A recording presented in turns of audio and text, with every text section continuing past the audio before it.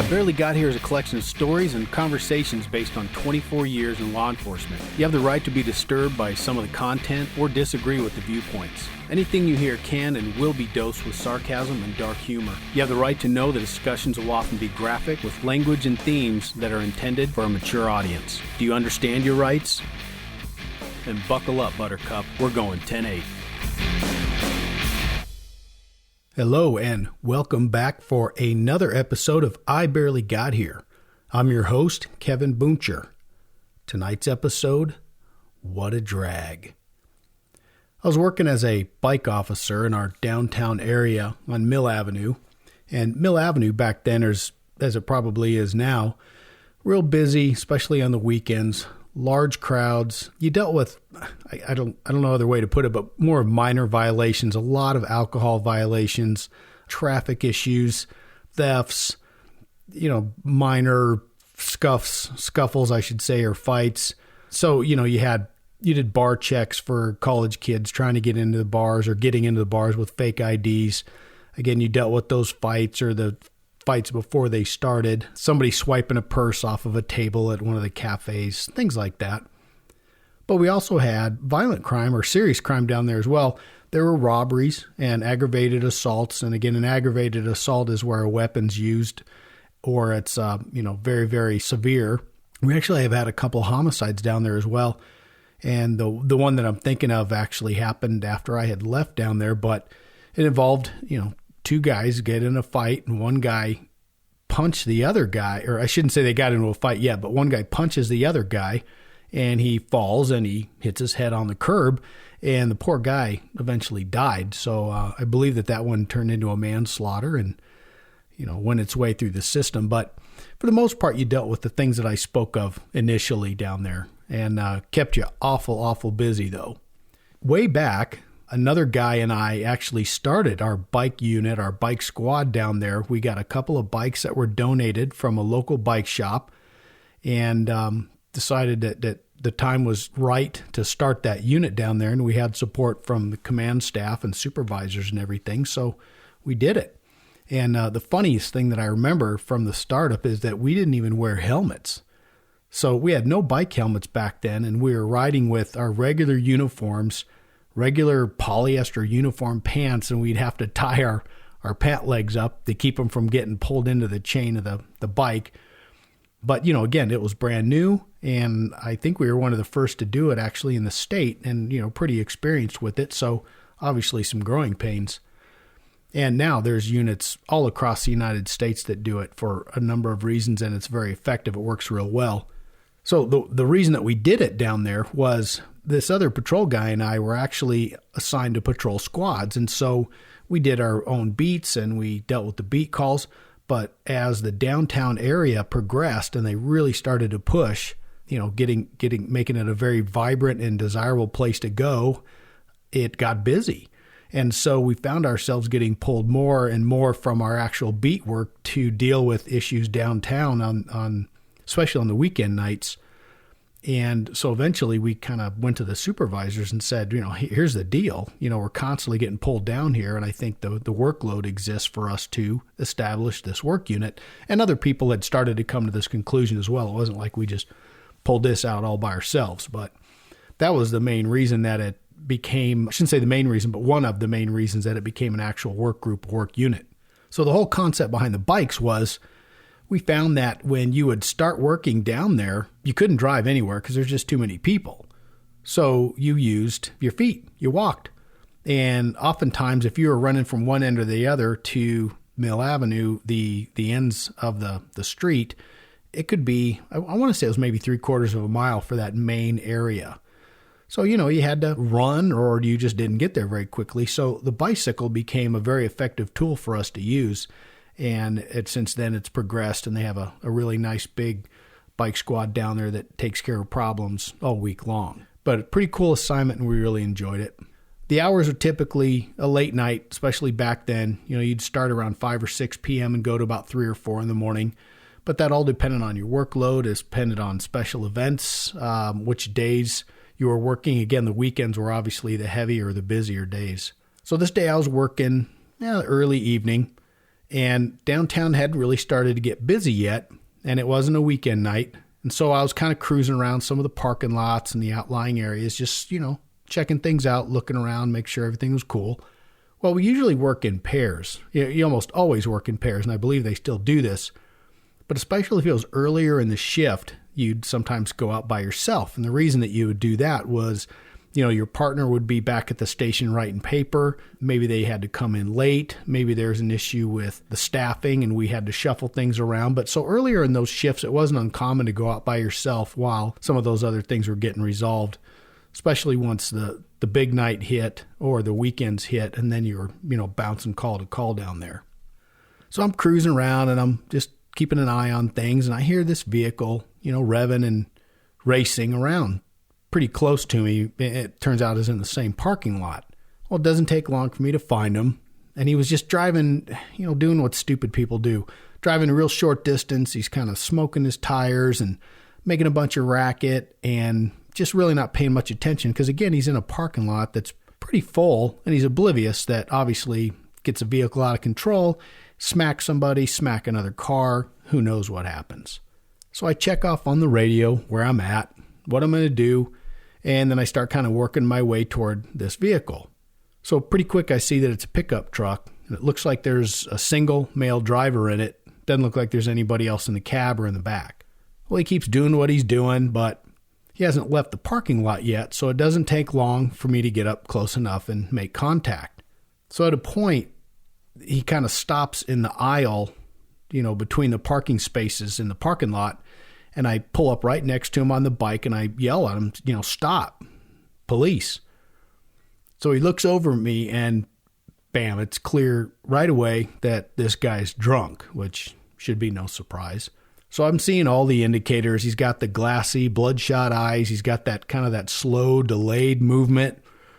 And the kicker is he's got that face that drunks always seem to kind of make when they face you or they realize that they're being contacted by the police. So I tell this guy, hey, shut the truck off. I need to talk with you, which AKA means arrest him, and which his foggy brain also begins to process.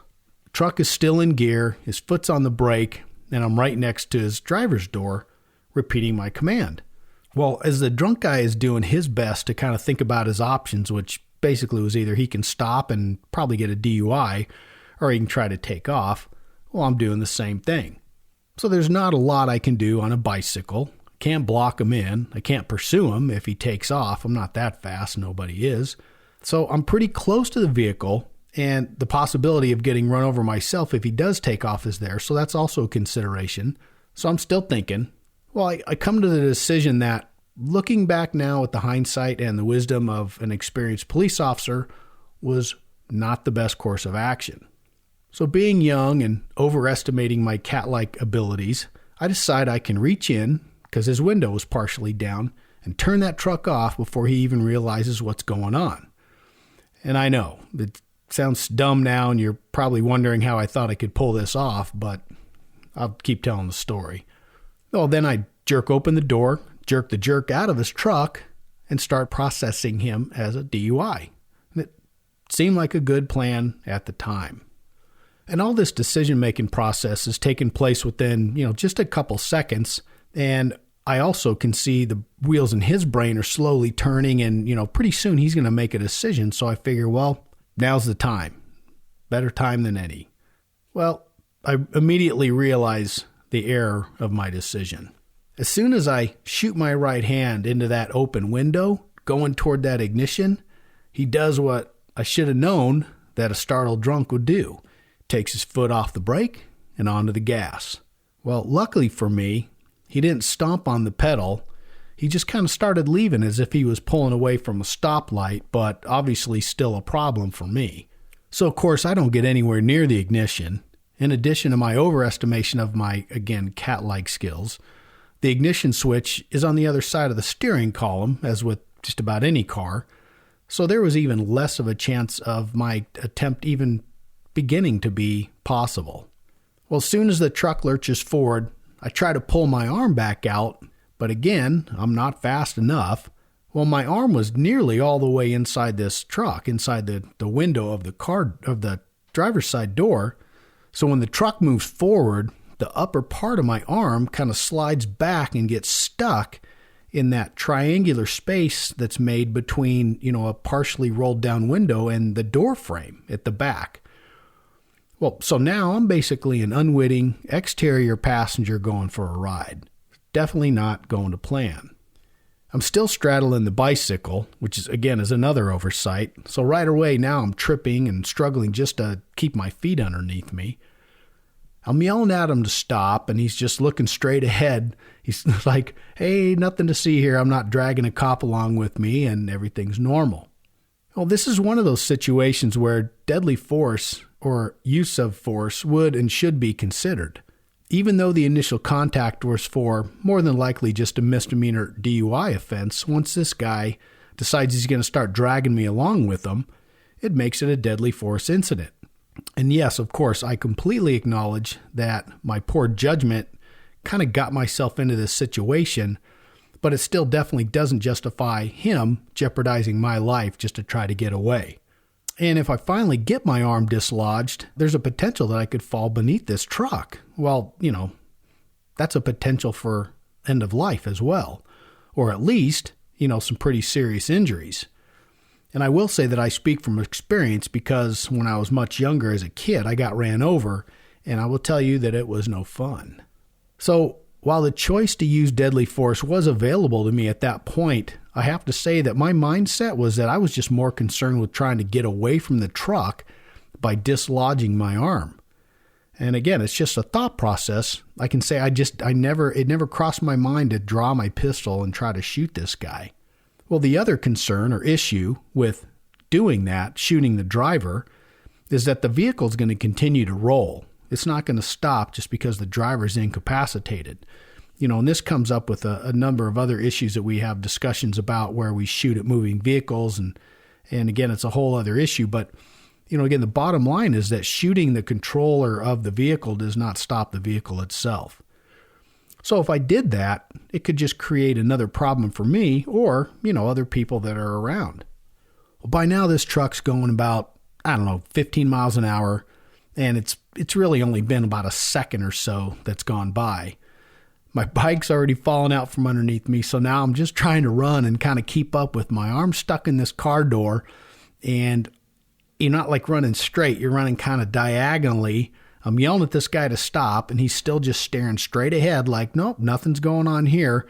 That probably would have been a pretty funny video had someone captured that. Well, I do finally get my feet underneath me, and I get enough upward push to dislodge my arm from that window, that little triangle, and get my arm out. Well, thankfully, the inertia of jerking my arm up and kind of away from the truck at the same time causes my body to fall away from the truck instead of, straight down and or getting run over at all. So I fall and I roll to a stop as I watch this guy drive away and out of the parking lot.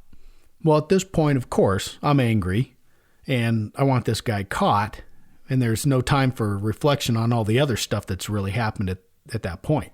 So I call in dispatch and I say, hey, I was just drugged. I don't know if that's the correct word, but that's what happened. By that DUI vehicle, or by that vehicle that I was trying to stop. And then I say, here's a description, here's the direction of travel. You see if you can find someone to give me a hand with it. So dispatch asks if I need medical assistance. And, I kind of give myself a quick pat down and look, and I say, no, I should be fine. Well, I later found out that I had some minor damage in my right shoulder, in addition to a really nasty big bruise on that upper right arm where it had been lodged in between the window and the door frame. Well, what that meant was I ended up having to ride the desk for a few weeks while the shoulder healed up, which entails staffing the front lobby and taking reports over the phone, which is super not fun. I listened to my police radio as a few units responded to the area to look for that truck and then I start picking up a few things that went flying off me and my bike when the whole thing went down. I get back, I check out the bike, and, pretty much it's okay, just a couple of scratches. So far, not so bad. Well, it doesn't take long before one of the units that came to give me a hand, they find and they stop that guy, maybe a mile away. So I ride my bike over there to help identify the driver, And also, just because I want to see this moron who damn near ran me over wearing a set of handcuffs. Well, I get over there and set my bike down, and almost immediately a patrol sergeant who had also responded over to the stop and later turned into a good friend of mine, he walks up and basically stops me from really approaching this guy as he's sitting on the curb. And I'm like, well, what are you doing, Tom? I got to ID that guy. So Tom says, you're close enough, and you don't need to be right next to him. So, of course, now I'm like, oh, I get it. So I'm like, what do you think I'm going to go over there and smack him? And Tom says, no, but, let's just play it on the safe side. So, of course, Tom, smart guy, it's the right thing to do. I can easily say that I didn't have any intention of smacking this guy, but you just never know what's going to happen if somebody says something stupid, and again, I'm still kind of fired up from this whole incident occurring. The guy dang near ran me over. He takes off on me. So you just never know. So it's the best course to do at that point.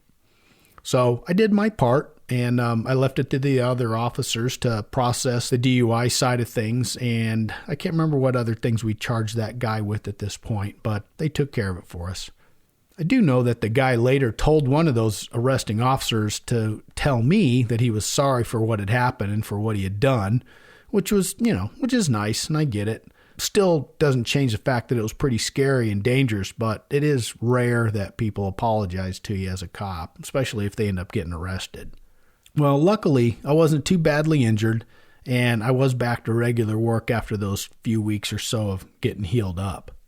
Officers deal with drunks all the time, drunks, impaired people in a myriad of different situations and calls and on-view activity.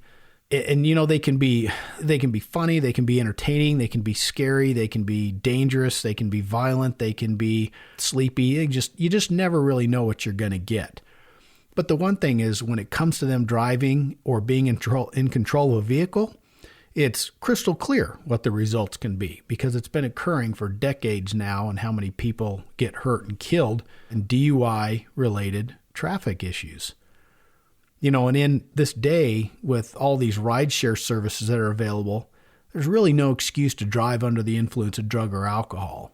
But we know that is the problem, isn't it? You drink or you use some drugs or both, and then it impairs your judgment, and hence the reason so many people still drive when they know that they shouldn't.